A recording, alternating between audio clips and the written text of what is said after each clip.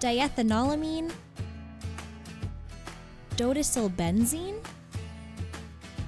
sulfonic acid, ethyl alcohol? These are just a few of the extremely difficult to pronounce ingredients found in most store-bought soaps. And you know what they say, if you can't pronounce it, it cannot be good for you.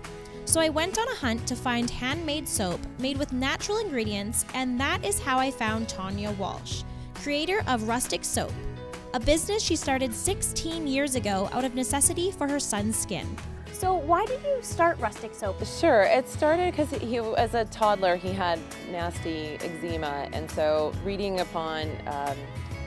what goes into commercially produced soap, I thought that maybe that had something to do with his issues. So what started out as a little hobby, I just kind of progressed, and people wanted to buy the soap, and it blossomed into what it is today. How has your mom's soap business helped your skin? Because I know you have eczema. Are you comfortable talking about that? When I was little, I had eczema around my lips and my mouth area, and it was painful, but I don't remember any of that, so I guess it's fine. But from what I can tell, yeah, I think it helped because I don't have very much eczema anymore. For her handmade soaps, rather than using preservatives and chemicals, Tawnya uses ingredients like vegetable and coconut oils, butter, and goat's milk, just to name a few. So instead of using chemicals to produce lather and scent and color, I use oils and essential oils for scent, clays and herbs and grains for color and texture. It's very natural. I stick to just the essential oils, no fragrance oils even in mine, no preservatives. And then came the fun stuff. The cook herself taught me how to get my hands dirty. I'm going to make my best-selling soap, which is the lemongrass lavender.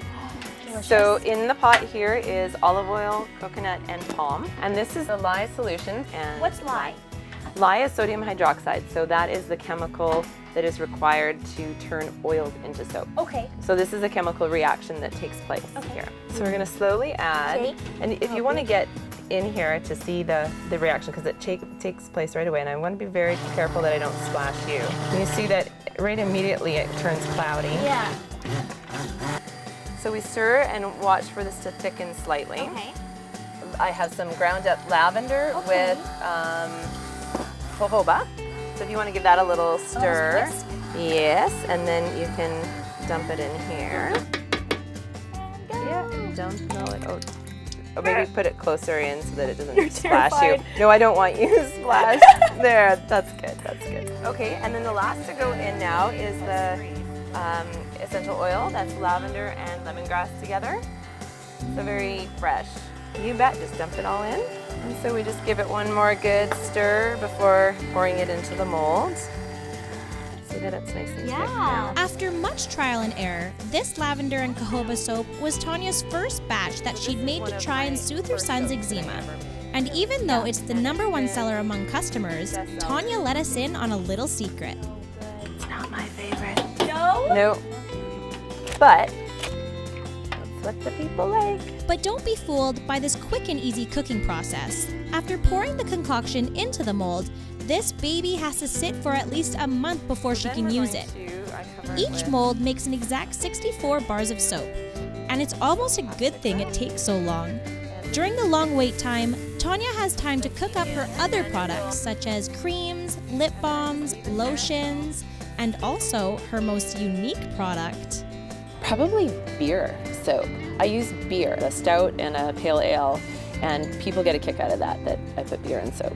My husband cries when he sees this beautiful beer getting shooken. Rustic Soap is definitely different from the competition. These products are so natural that they can be used in more ways than one. Basically, anything that I put in the soap you could pretty much eat. It kind of looks like cheese, like Havarti cheese. I had somebody eat it once. But it's natural, it's fine. It is natural, it won't hurt you. I'm proud that my mom would go through such effort to help my condition, and that she would make a business out of it, which is quite awesome because we never run out of soap. If you couldn't tell by now, Tanya's main focus has always been her family. Heck, isn't that why she started Rustic Soap in the first place? Now, for her plans for the future, well, she's always loved that local hometown feel. I don't want it massive. I've had opportunities to make it a lot bigger, but I just want to manage it right now, and we'll see what happens in a couple of years. It's nice to just have something at home, you know, the commute's really great, and just meeting the customers, and they're just all wonderful.